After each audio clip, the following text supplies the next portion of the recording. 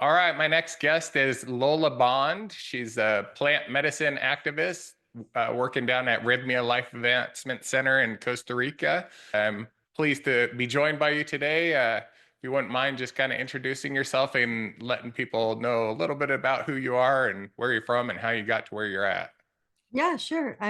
It's such an honor to be here. So I really appreciate you bringing me on and having this chat about me and my brothers and my sisters, my veterans.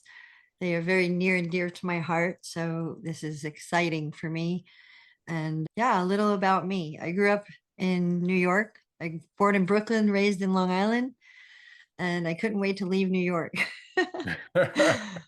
But I joined the Air Force, and after I graduated in 88 and then kind of hung around and worked for the IRS for a little while Oh, fun.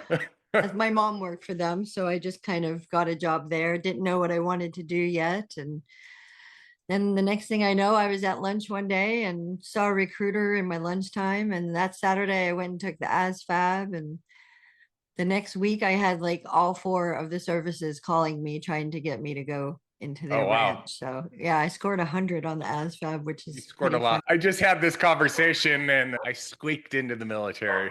Yeah. Well, I think those tests, I'm a terrible test taker, so I don't know how that happened. They were all calling, and my dad, who is quite the character, he's like, all right, you have one option, no service or the Air Force. Oh, So perfect. off to So the Air Air Force it Force I was. went. He's Nice. actually Navy, so we do have service in the family, and he served the Navy. His twin brother was in the Air Force. So we did have an Air Force member prior. That was 8 years of active duty as a combat medic.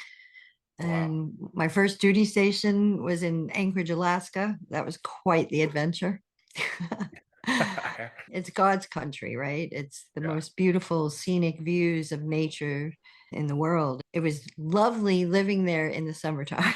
Yeah, I can imagine. How long were you up there for? 3.5 years I was stationed there and at Elmendorf Air Force Base, and a lot of great training, a lot of search and rescue training. And I worked in the ICU step down unit there and the ER a little bit. And it was a lot of information my first 3 years in. Oh, I could imagine. That's working in the medical field in the military must be a different experience, I could imagine. And I think a lot of people don't realize, you're taking some of us, you're getting, the training of a ER doc in, the first year and a half that you're in. And then you're expected to go do that all outside. So combat medics are near and dear to my heart always. And I don't care what branch of service you're in. If you're a medic, you're a lifeline. And while it takes a certain individual to be a soldier, it takes a certain individual to do what medics do out in the field. And so they're important.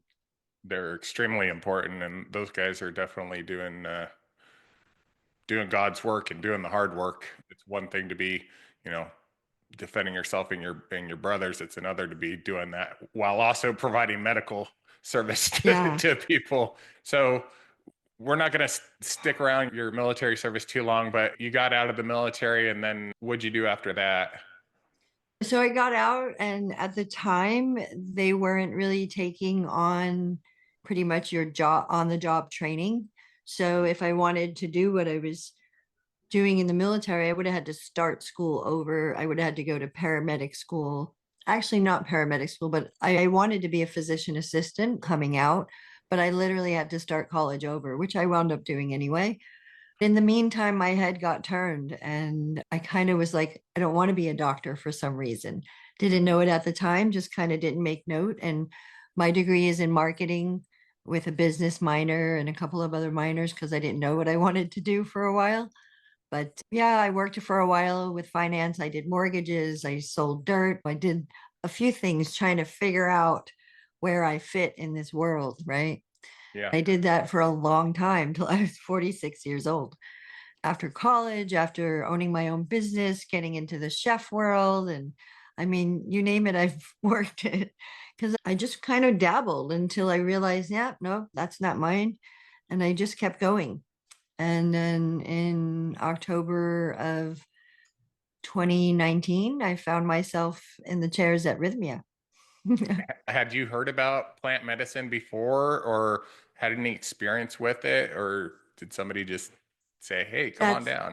It's so funny because no, I wasn't, it wasn't even really on my radar. What was on my radar was self-healing. Hmm. My introduction to the beginning of my own self-healing is very different than most. I got out of a really bad relationship for 7 years with an alcoholic, and I was a hot mess. I was just in chaos all the time. I didn't, I was inside out, upside down, and sideways after this relationship. And I didn't know where I was going to go. I didn't know where I wanted to live. It was open. My son was, 18 and living on his own. And I had already done enough of a mess with him at that point. Our relationship was strained and we were kind of clashing a lot. This very strange opportunity was approached but to me, and for some reason my spirit jumped at the opportunity, and it was to go work with a dom as a submissive. And yeah, like came at a left field. Like I had Yeah, been this normal military girl and raised Catholic, somewhat of a good girl mostly. yeah, Really didn't drink much alcohol. I was always the stoner. yeah. Everybody else was drunk, and I was the driver that drove all the drunks around. This opportunity came from a gentleman, and for a year, I lived with him in this relationship that we created, not romantic, but a dom sub relationship. And for the first time in my life, I had been around an alpha that was a bigger alpha than me that allowed me to take my armor off, right? Yeah. So my alpha had gotten so big over the years from all the trauma and all the stuff just to keep going forward. Hmm. 8 years in the military, and people always judge you from the outside. So they're looking at a pretty girl, not what's on the inside, right? Yeah. I loved every bit about being in the military. I love structure. I love having the chain of command. Everybody had a job. You were a cog in the wheel, the oneness of it. I loved all of that. But obviously, it gets taken to a toxic level. Yeah, I kind of have a love-hate relationship with the military myself. Yeah. I mean, I was sent to Iraq and deployed, and at the time, even then, I was kind of like, I don't know if this is the right move, but I guess we're going to defend freedom, and So you we're go lied there, about. you find out the whole thing, in my opinion, was bullshit. You know? Well, that's the part that gets sticky and it gets Yeah. really icky on us because, they're sending us somewhere to do their dastardly deeds. And then Hmm. they don't want to come back and help us recover from the shit show they just asked us to take part in. Yeah. And there's never honesty, No. there's never transparency. There's always some other agenda that isn't told to us. Absolutely. And most of the time we never figure that out until 20 years down the road or whatever it is. And then they let the Yeah, cat out after of the being bag. part of the Veterans Administration for 17 years and that whole mess. Uh, I know what you're talking about. They are a cluster to say the least. I've always been the proponent of they need to let veterans run Veterans Administration.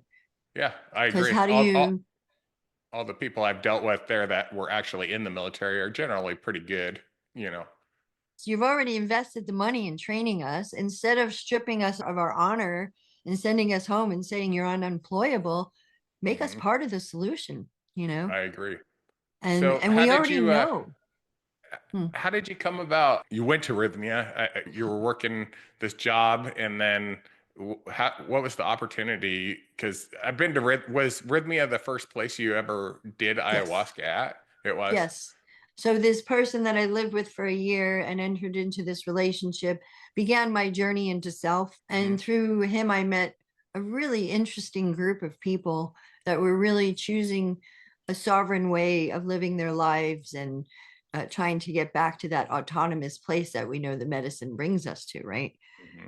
Through that, I met an individual who I guess she was going through things not really sharing with everybody, but she literally just called me one day and was like, "Hey, I'm going to this place in Costa Rica and I'm going to go do plant medicine. Do you want to go? And I was like, I don't know what you're talking about. And she's like, I'll send you a couple of videos. And so I think I waited 2 days to kind of sit down on a Saturday. It was a rainy day. And I don't know, that story with Jerry and his grandfather hit home for me big time. I had wiped a memory myself of a molestation for many years. So that kind of connected deeply with me. I had already done so much work on that aspect of the healing that I need to do that I just knew that there was still a root there that needed to be cut. Hmm. So that hit me. And then seeing Taito Juanito in that same video, there's a portion in the video where he's floating on a boat backwards, and the camera's right in his face. And when it panned onto that shot, like it just, the way it hit my heart, I was just like the peace and the harmony that I saw in his expression just really caught me off guard. And I was just like, wow, I saw it and Yeah. I couldn't unsee it, and I Yeah. was like, wow, what are they doing? I need to go to this place, Yeah. So then I began that journey to get there. But I had to get off medications and all that fun stuff. So the VA had diagnosed me with bipolar 1, PTS disorder, borderline personality, insomnia, depression, anxiety, you name it. I had gotten at least 7 or 8 diagnoses, and then all the pills to go with those diagnoses, and then all the group therapies and the EMDR. After a while, I stopped going to my appointments, and I would never stay on my meds regularly. I didn't like the way they made me feel. I felt horrible. I didn't feel like me on them. And I was just tired of this loop of Yep. being on the meds for a while to get everything at a baseline, and then trying to go off and trying to use my diet or whatever it was that I was trying. And I just could never break through to stay off them. Hmm. And so that was my goal, was to try to get off all the pharmaceuticals, because I knew that's what was making me sick. Hmm. Yeah, I kind of been down the same road with pretty much every one of those same diagnosis and Yeah. all the medications to go along with it. I mean, my experience, and I want to kind of get into yours, but going in December, I mean, I had to get off the medication that I was on. But as far as the PTSD was concerned, obviously I'm not perfect now, but like going and having that experience in December was like Mhm. a knife just cut through all that bullshit and just it it's I want to say it's gone. I mean, I really believe it's gone. It changed me like that. It was Mhm. crazy. Like What somebody was your turns on the first switch. yeah. What was your first experience like?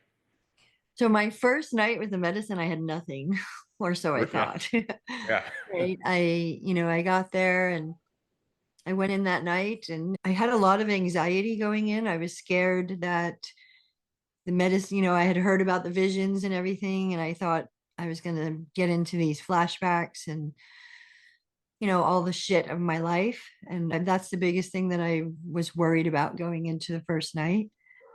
So I went in and I took my first cup, and it literally was like the medicine calmed that down in me.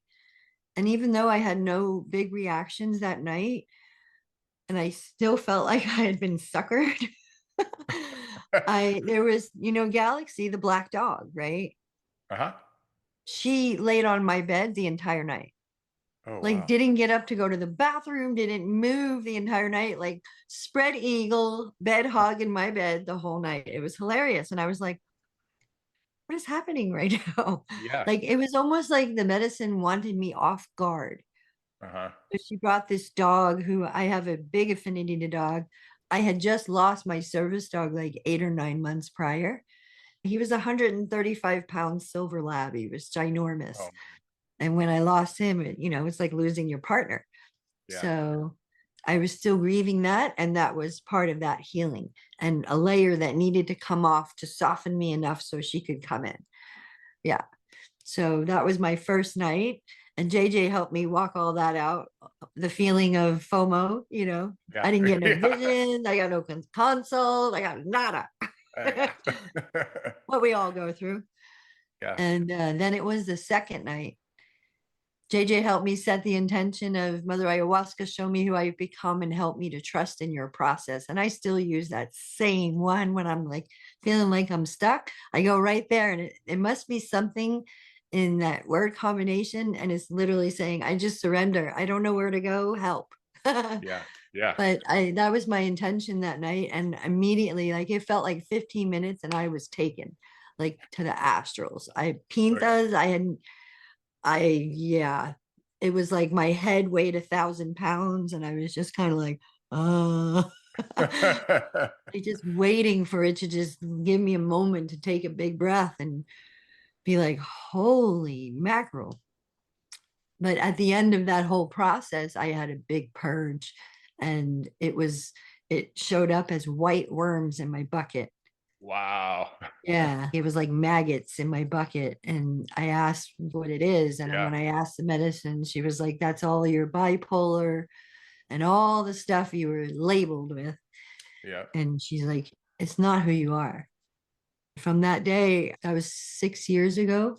So I've been off all pharmaceuticals. I've taken 2 steroids and 1 round of antibiotics in 6 years. It's that place is incredible. I mean, I have such an affinity for it. I'm always posting about it, tagging it, and I think people think I work for them or something. Or I'm like, no, it's such incredible healing that people can go through there, and I've seen it for myself and for other people that I just like want to share this message with people. But Yeah. uh, it's so wild when you're in there, like everybody's having their own experience, but for Yeah. me, I'm just like, I feel so connected with a higher power and like the Well, healing. it's what's connecting us back into nature. We've become so separated from nature. Yeah. We've become separated from the four directions, from all the plants, from all the fauna, from everything. And we don't realize how disconnected we are until we're reconnected. And you're like, whoa, this is a Yeah. whole nother ballgame. It's like you've been walking around with the shades half drawn your whole life. And then all of a sudden somebody goes, whoosh, and you're like I've seen bugs and animals I've never seen before that have been around me my whole life, and I'm like, Yeah. oh my God, what is that? And it's like how once we've seen that, can we go back to living the way we were? You can't. It's impossible. I've found it impossible. And Yeah. there's that little thing that happens where my ego tries to go back to an old coping mechanism or open an old way of handling things or whatever. I find that there's that little knock on my shoulder. Yeah. It's like you work too hard for that. So who do you think's knocking? Is it you or is it God or is it spirit or I all of the think it's a above? mixture of my higher self, Yeah. the creator, of course, because we're on a mission, especially those who come and sit with these plant medicines. In my heart, I believe we're on a mission. We're on a mission to bring as many as we can to this way of healing and other ways of healing because, plant medicine is not the only modality and it's Mhm. not for everyone. But Definitely for not. those that it's for, and And I, why not come sit once and at least try it? And if it doesn't work for you, then you have the opportunity to say, nope, that's not for me. yeah. But if you come, be prepared. Yeah, once you see, you can't unsee. You can't. That's the thing. And I've had some people come down there and experience it from my family, and you try to explain what you went through, and I wrote out all my stories of my first time there, and I shared it, and it's been shared probably 100 times. And I mean, we got people coming in December that are gonna go, but you try to explain to somebody like the process and what you go through, and there's really you just can't explain it, and so Mm-mm. it's just such a wild Imagine trying experience. to teach it. Oh, my hat goes off to you. Like Like it's sometimes somebody will say something in class and I'm like, oh, I have the perfect example. And then for a split second, I'm like, yeah, but how are you going to put that to words? yeah, you How are you going to sound try to explain this? It's like sometimes, and that's what, when we talk about the magic of the medicine, the unknowns is the magic. It's how she does this, we don't know. We Yeah. haven't, we can maybe try to think and fathom. We know the scientific of what the DMT does and all of that, but past that, it's like we couldn't fathom most of the stuff that happens, and how she so succinctly literally creates a prescription for each one of us individually.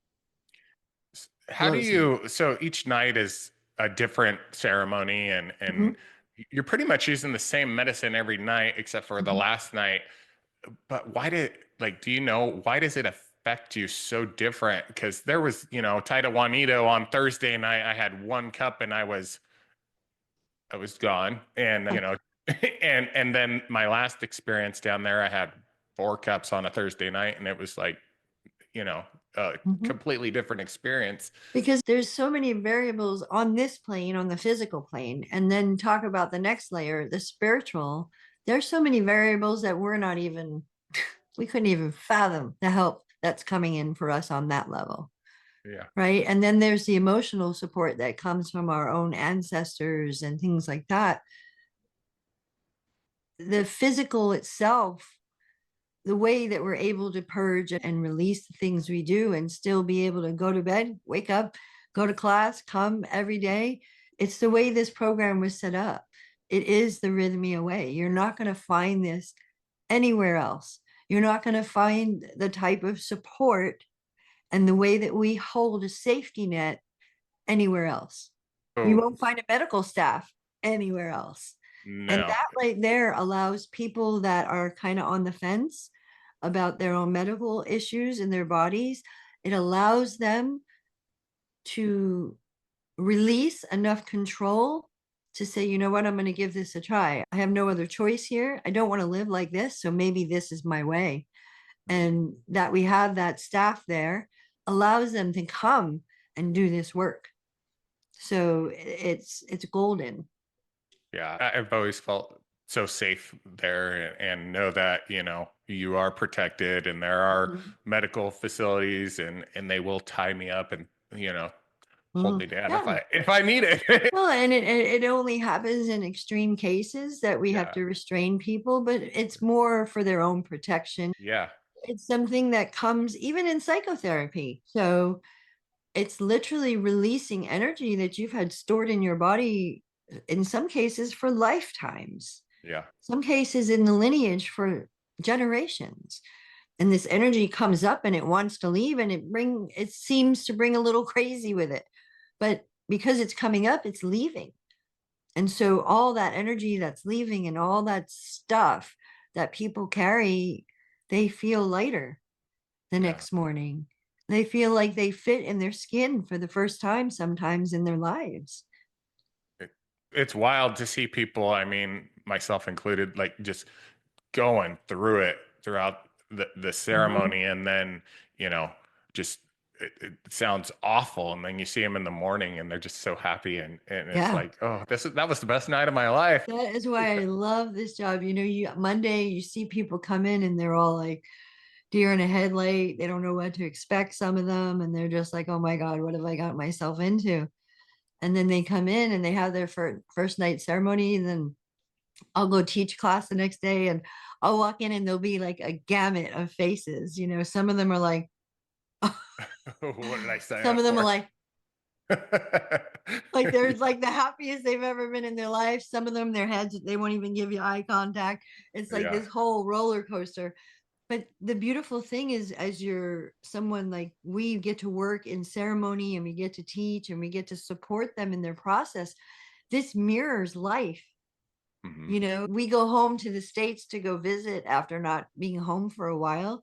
And I could sit in a mall somewhere and it's like I'm in ceremony and I'm Yeah. watching people live out the same processes that they're purging. And I'm just like, wow. I am kind of jealous that you get to be down there and experience this healing in this life all the time. I mean, part of It me is is a like, man, blessing. I would It is, love to it do. is, it is truly a blessing to be here, to have been selected by Jeff and Jerry to be part of this team, to see the continuous expansion that Rhythmia is, that it is constantly striving to be better, to do everything and anything possible to support the guests that are coming and choosing to do this profound work here at Rhythmia. Yeah, they're doing incredible work. So for people who are on the fence, they've heard about ayahuasca or plant Mhm. medicine and they're like interested, but is there any kind of advice you could give to somebody to say, hey, maybe this is for you, give it a shot, or you just have to be called?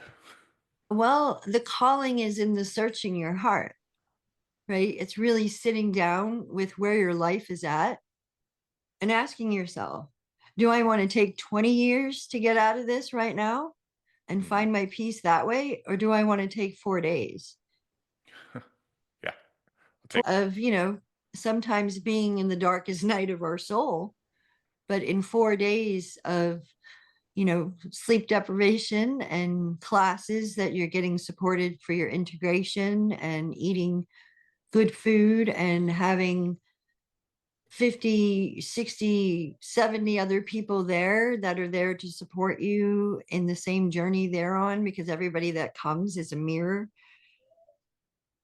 It's prime real estate, man. It's prime real estate for healing. It is. It's like it's this sweet spot that's been in a study. That's what we're doing. We are the first to do this anywhere in the world. So we are literally in a study. And Dr. Jeff proves that by constantly collecting data. I know a few months ago, we were at over 280,000 data points. I know we're over more than that now. Yeah. That is proving that this system, the Rhythmia way, works for people. And so we just keep tweaking, tweaking, tweaking. The medicine gives us something in a ceremony and we bring it to the meeting.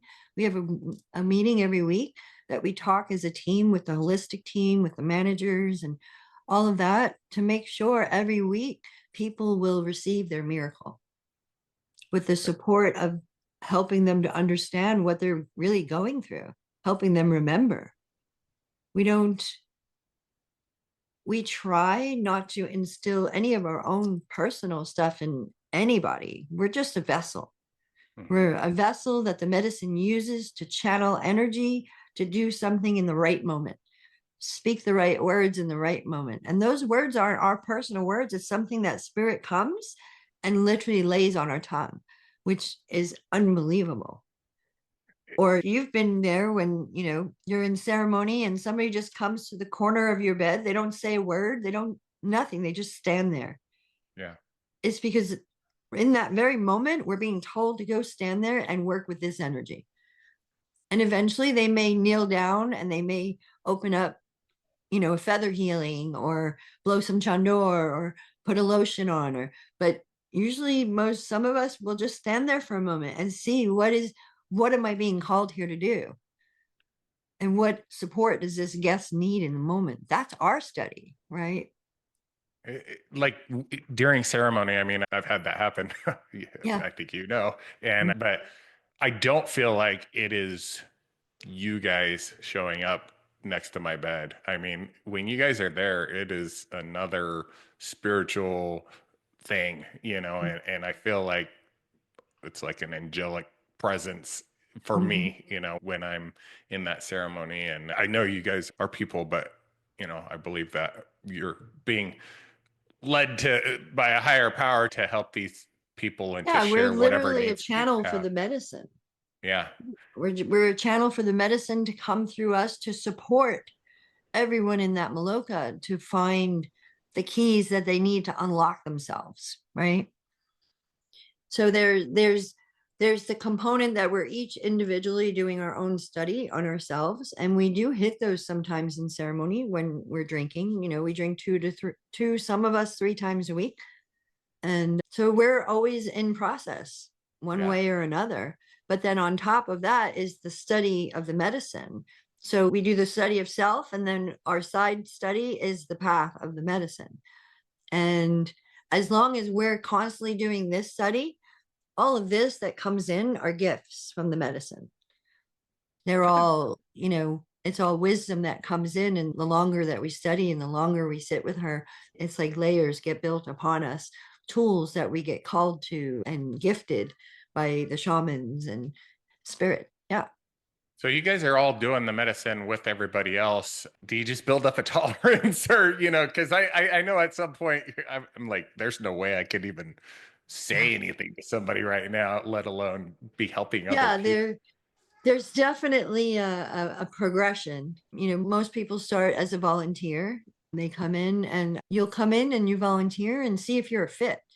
And so you literally start, and the first few weeks, you're just an observer. You might help somebody to the bathroom. You might be picking up buckets, but you're not working per se with the guests yet. So the medicine is who gets you to the point of where when you're working, you're an observer in ceremony.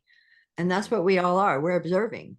We're observing everyone in the Maloka and looking for hands going up, listening for ayuda, That's help. me.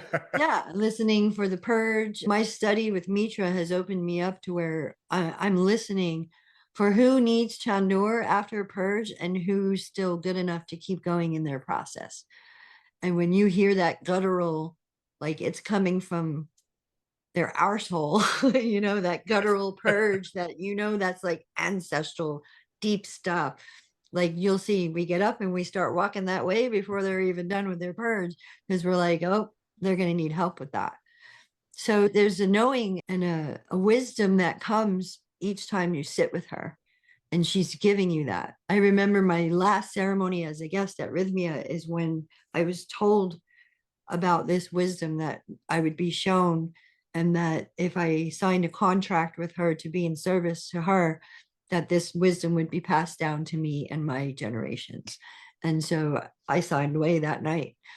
And it just so happened to be the same night that Jerry asked the next day, when are you coming to work with us? And I was like, come on. Absolutely. And now you're, I would say, living a dream down there, like helping people.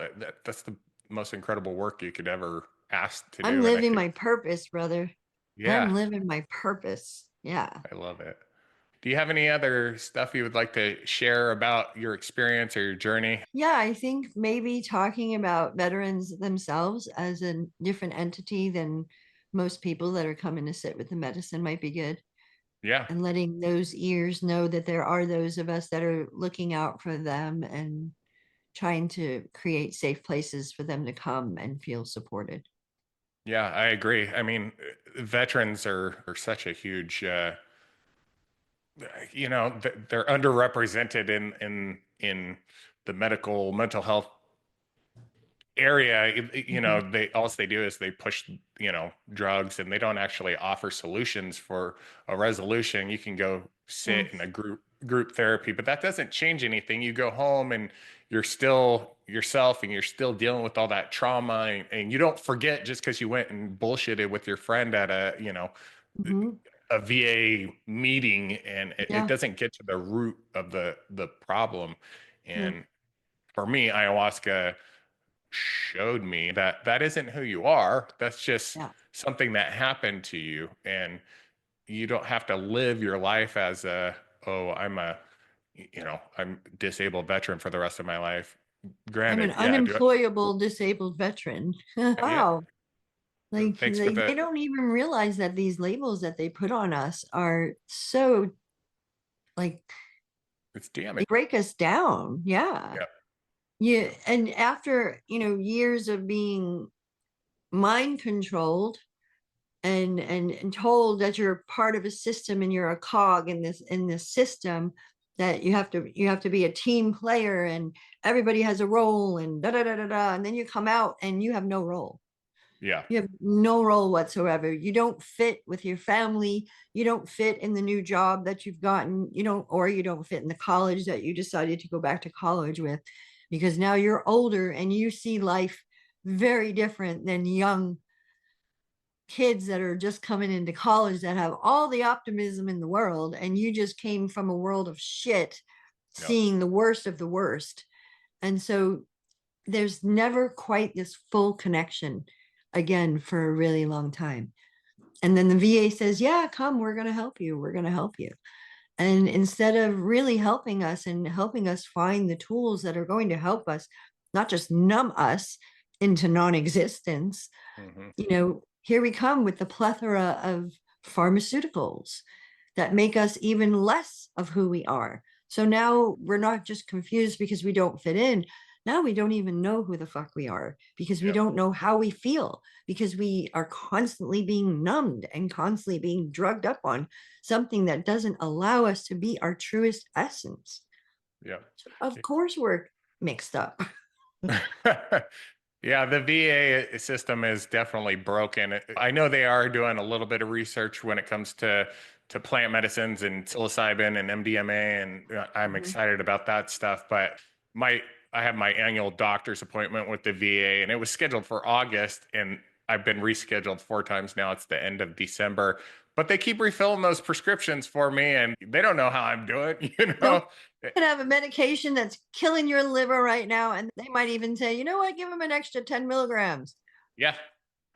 Yep. So there has to be someone who really is looking out for them in a in a newer mindset because we Hmm. have opened this new path. We have really created a forefront that should be wide enough open that says, you know what, there's something to this.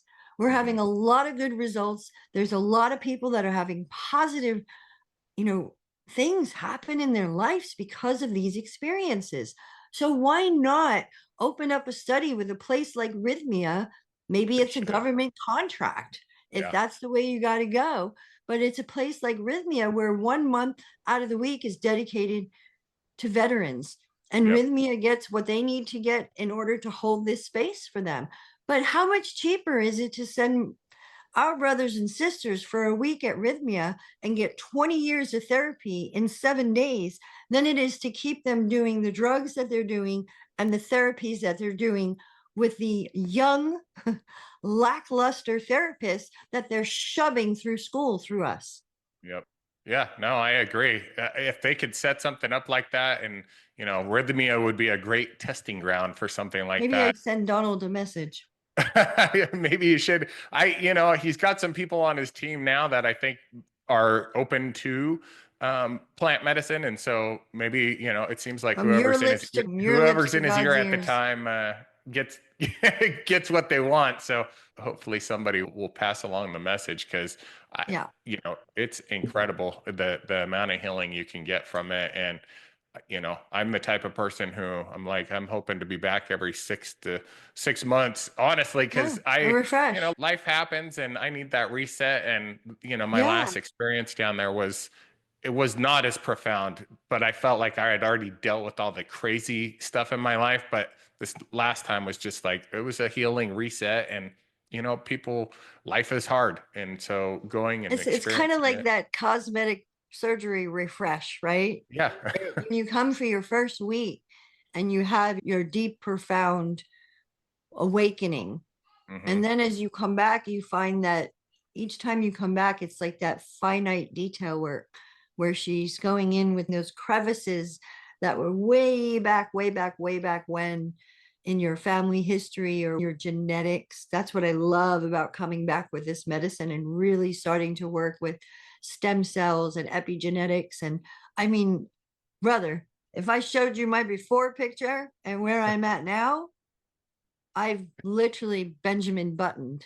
I've never had not I think I've tried Botox once for my son's wedding Yeah. and that was it.